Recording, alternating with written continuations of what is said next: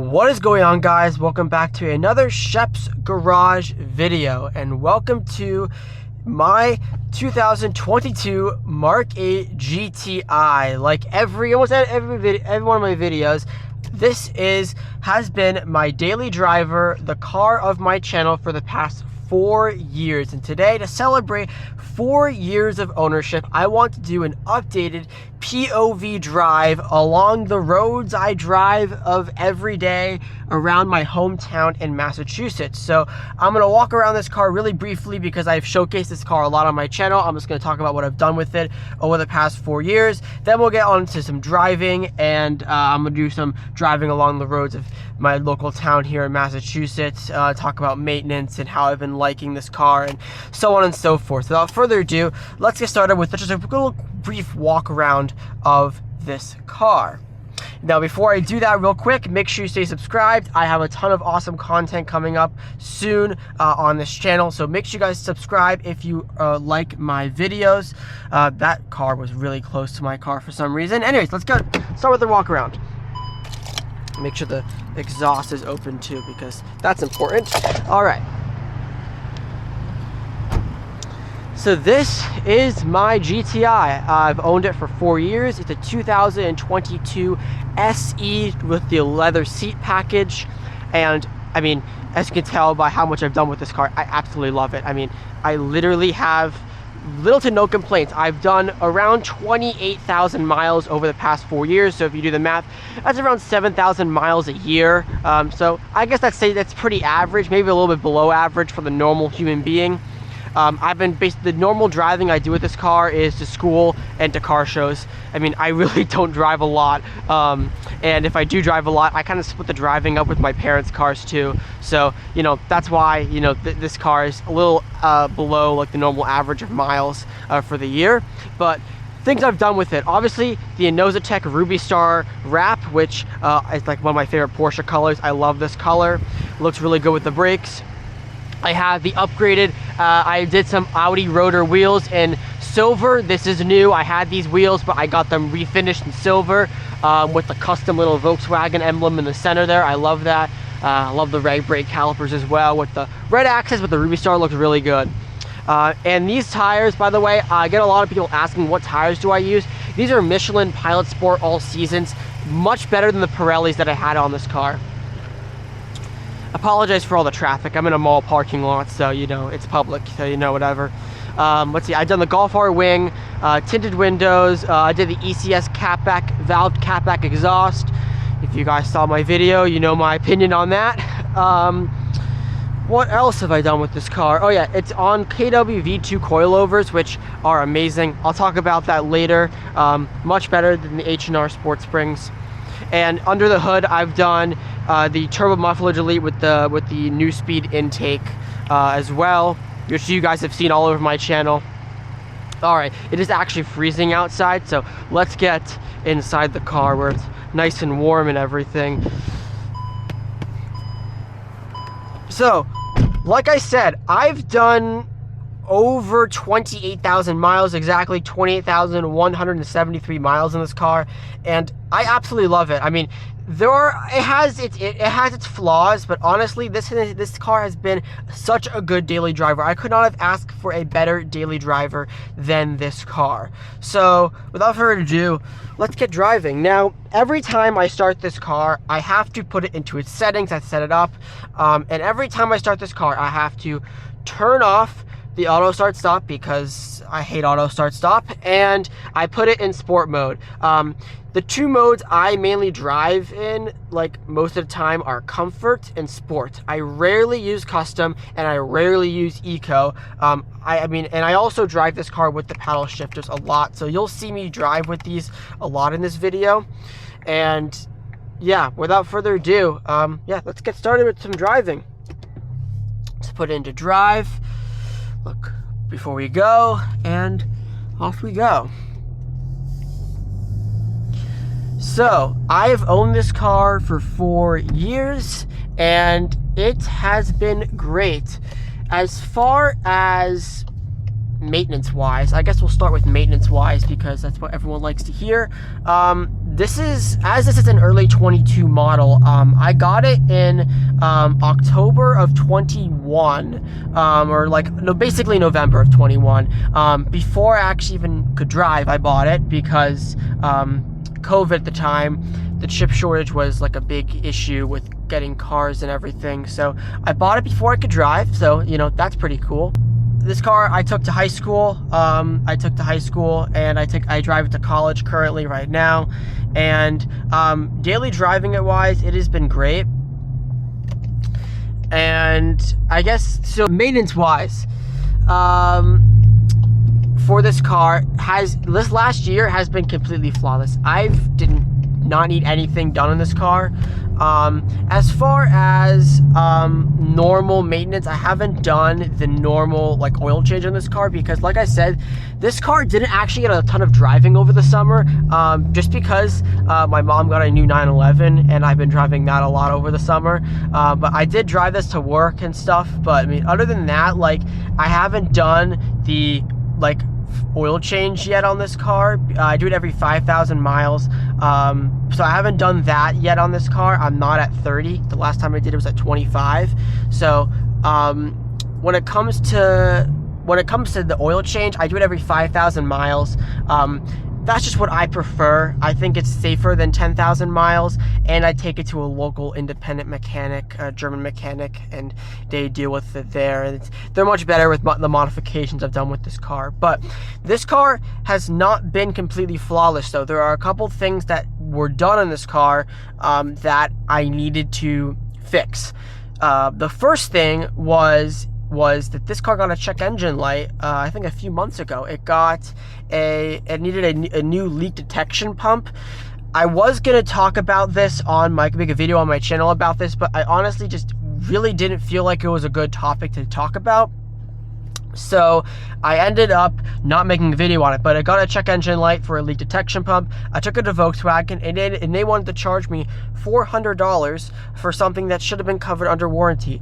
Don't take your car to the dealership, folks, because that's sort of basically what happens. So I took it to my local independent, like, German mechanic. I take it to, shout out Ray Team Automotive, and they hooked me up and they charged me around $250 to fix the leak detection pump. And honestly, that's a really good deal because I would have had to pay $195 for them to diagnose the Volkswagen to diagnose the issue anyway, plus another $195 for them to look it over again, plus like another $195 for the part or whatever. So Ray Team really hooked me up on that. So $250, that was literally it. Like, that's really nothing. The other thing that I also had to get done in this car was it had to do with my suspension on this car. For whatever reason, when I did lower this car, I like it low, obviously. As you can see with the coilover setup, I have it all the way down low with the spacers and everything, and I really nailed the fitment on this car. I really feel like it looks great. The only downside with that was I didn't realize how low the front went, and when I told Ray Team the shop I used to like lower it down all the way, it started rubbing my fenders.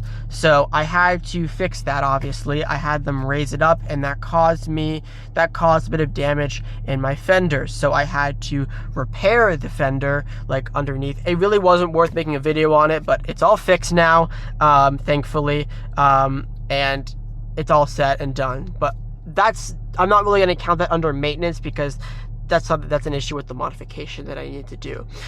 Other than those two things, this car has been literally totally flawless. I literally cannot stress how, like, knock on my fake carbon fiber trim here, how awesome this car has been to live with. I mean, I expected for a 4-year-old Volkswagen with almost 30,000 miles to cause me some headaches. It's about to be out of warranty, actually, and I expected this car to cause me some headaches at some point, but it hasn't yet, and I hope it never does because it has been an absolutely reliable daily driver to drive every day. It has absolutely been fun. I literally have no complaints with this car as far as a maintenance perspective.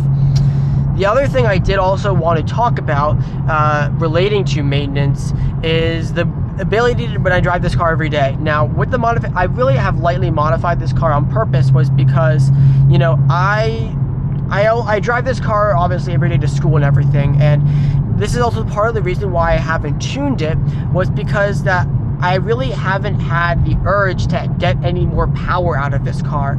Like I said, I'm planning on keeping this car for basically ever, and I really have no reason to get rid of it. And because of that, I haven't had the itch to tune it. So I'm still running on the stock power, basically, other than the intake and the exhaust. And, you know, that's really about it. And driving this every day, I've not had the complaint of, you know, I really, really, really want more power. I mean, look, I just went out in that rotary right there, and, you know, it was plenty of power and I can deal with it.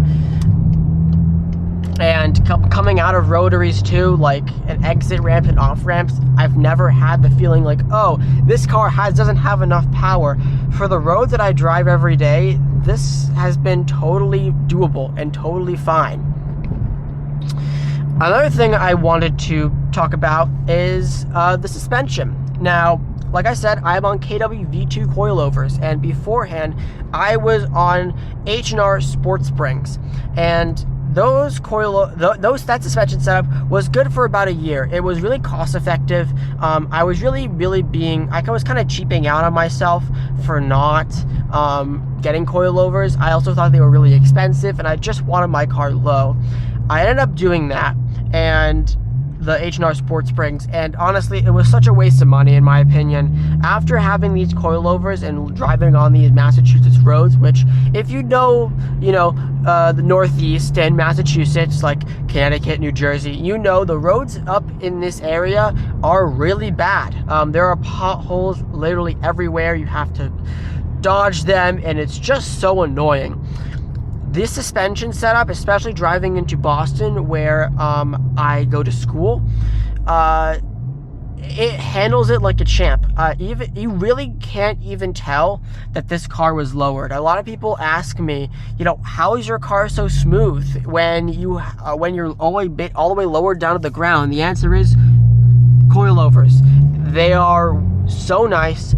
They are very expensive. They were like $2,500 expensive, but let me tell you, after I did the coilovers and after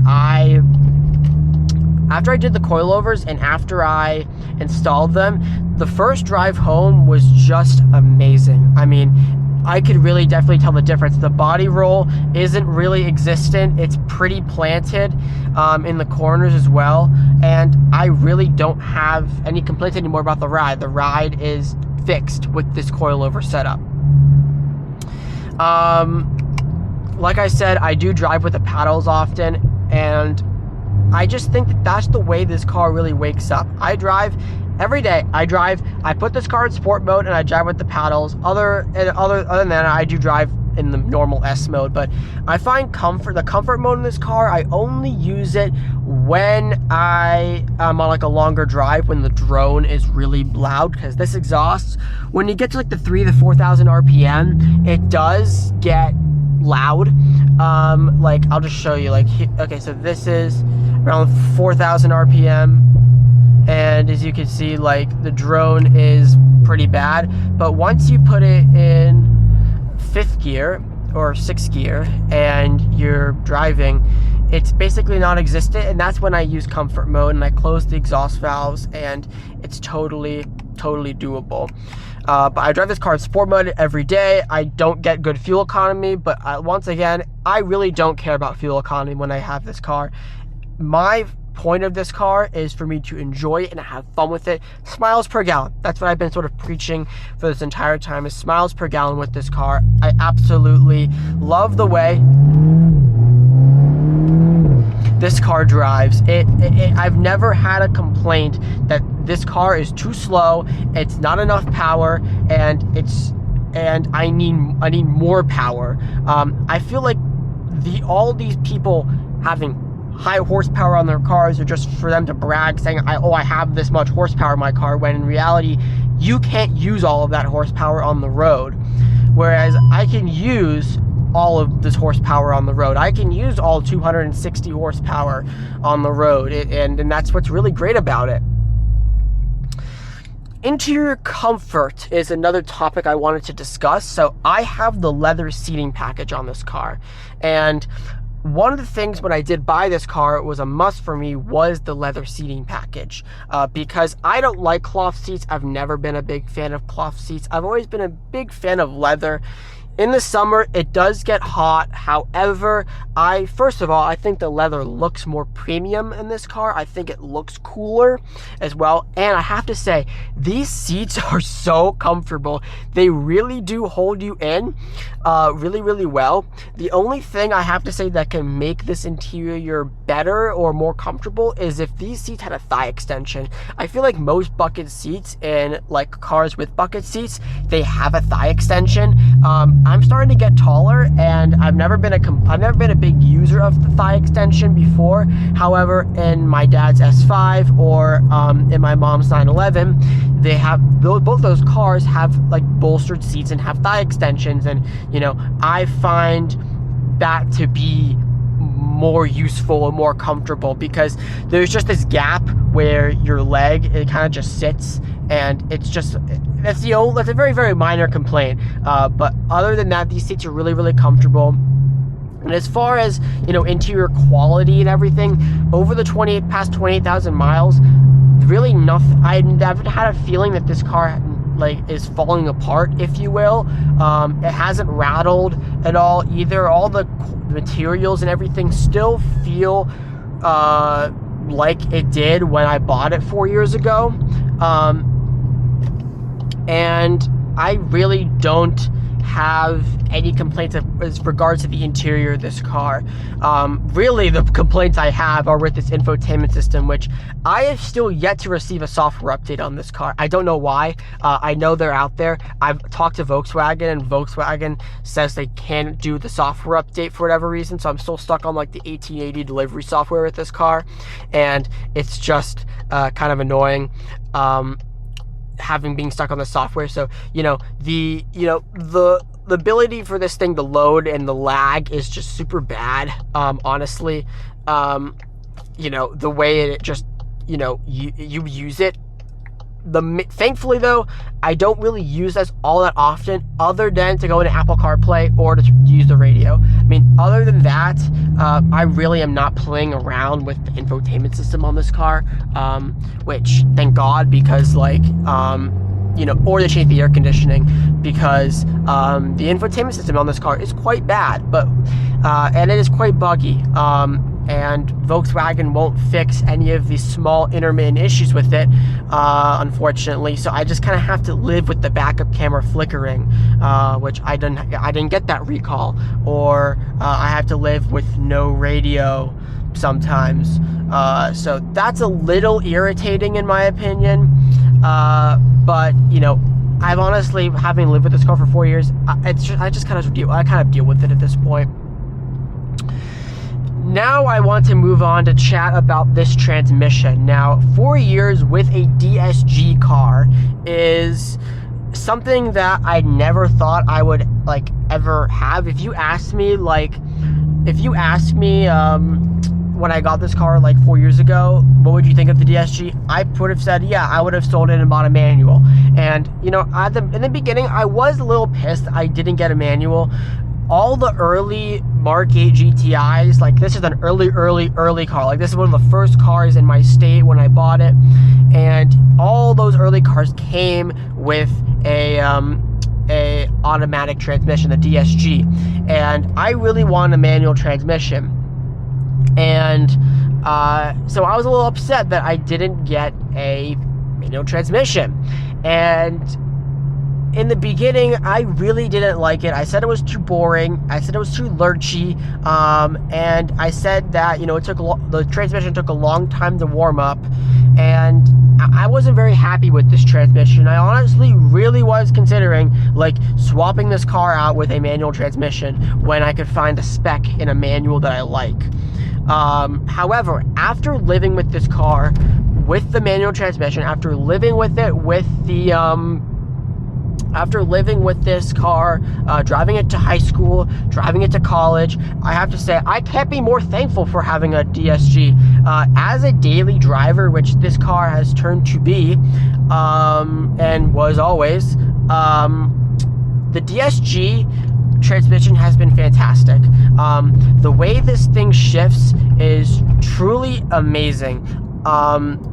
One thing I really like about it, first of all, is the noises it makes. I love when you upshift. Nice, pops out the exhaust. I love when you upshift, you kind of get that DSG fart, and I just think it's kind of cool, honestly. I also love using the paddles, honestly. I find it more engaging as well, and I also think it's just easier as a daily driver. The thing that sucks about using a manual transmission is the traffic, and this was one of my least favorite things when driving manual transmission is the traffic, going off and on the clutch. And I feel like as a new driver, I got this car when I was 16. As a new drive with a manual transmission, I feel like at some point I would have had to upgrade the clutch or replace the clutch. But because I got an automatic, I didn't have to worry about learning manual or learning to use the clutch on that car. Versus this car, I could just drive it like I learned to drive on my parents' cars when I started to drive. So, you know, this transmission to live with for the past 4 years, I have to say, as much as I still really want a manual car, this thing has been awesome to live with. It's been so easy to drive.